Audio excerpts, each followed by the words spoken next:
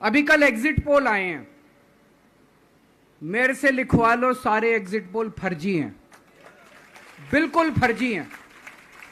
एक exit poll वाले ने राजस्थान में टोटल 25 सीट है, उसमें 25 में से 33 दे दिए उन्होंने बीजेपी को। ऊपर से आया होगा भाई बीजेपी को ज्यादा देने हैं, तो उसने कहा मोदी जी क्या याद रखोगे आप भी, आपको 25 में से 33 दे दिए।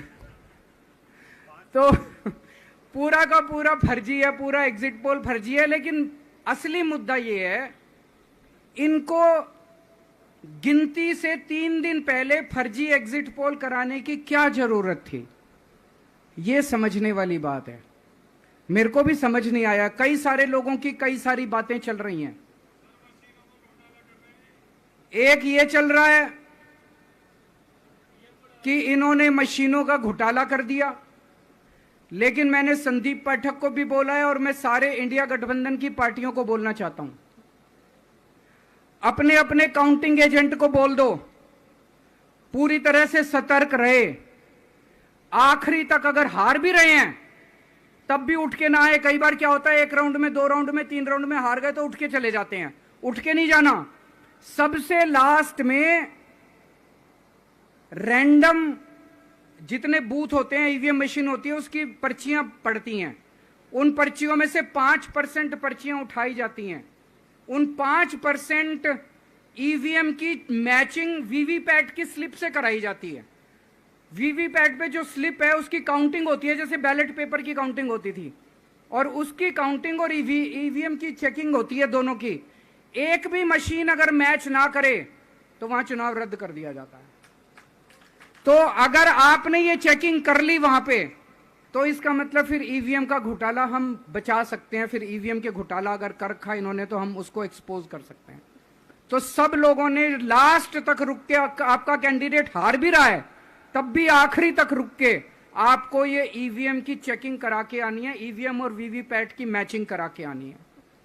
एक थ्योरी ये चल रही है कि इन्होंने इतना ज्यादा सीटें इसलिए दिखाई क्योंकि इनके लोगों ने शेयर मार्केट में इन्वेस्ट कर रखा है, और कल जब शेयर मार्केट खुले तो बम्पर होगा, तो ये अपने शेयर बेच बाच के खुद तो निकल लेंगे। बाकी एक थ्योरी ये चल रही है कि अफसरशाही पे दबाव डालने के लिए अगले 3 दिन में अफसरों से उल्टे सीधे काम कराने के लिए एक माहौल बना दिया गया। भाई आ तो हम ही रहे हैं, तो हमारी बात मानो, उल्टे सीधे काम करो, काउंटिंग में गड़बड़ कराएंगे, सब कुछ करेंगे। लेकिन फिर से मैं कह रहा हूं, अपने को, अपने काउंटिंग एजेंट, एआरओ, सब आरओ, सब लोगों को अपने को ट्रेन करके भेजना है और अपने को चौकन्ना रहना है। बाद में हम कहते रहे इन्होंने ये कर दिया, उसका कोई फायदा नहीं होगा। अभी अपने को चौकन्ना रहना है। एक थ्योरी ये चल रही है कि अगर इन्होंने कल ही कम सीट दिखा दी होती एग्जिट पोल वालों ने, तो हो सकता है कि इन दोनों के खिलाफ आरएसएस में और बीजेपी में कल ही बगावत शुरू हो जाती। 4 तारीख तक इंतजार ही नहीं होता, हो सकता है। तो कई सारी थ्योरी चल रही हैं, लेकिन अपने को सतर्क रहना है, चौकन्ना रहना है। मेरा अपना मानना है कि 4 तारीख को इनकी सरकार नहीं बन रही है। ये एग्जिट पोल से घबराने की जरूरत ही नहीं है, माइंड गेम है इनका, माइंड गेम खेल रहे हैं। आपको डिस्करेज करने के लिए, डिप्रेशन में डालने के लिए बिल्कुल नहीं जाना। आप उससे जाओ कि आप जीत रहे हो, आप अपने उस कॉन्फिडेंस से जाओ कि आप जीत रहे हो, और आखिरी तक आपको बैठे रहना है, किसी भी हालत में बैठे रहना है आपको। हमें हर एक को लड़ना पड़ेगा।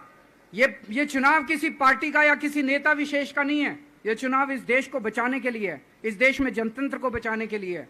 जिसके लिए भगत सिंह, गांधी जी सब लोग लड़े थे, वही माहौल आज है। जिस तरह से हमने अंग्रेजों को हटाया था, आज इस सत्ता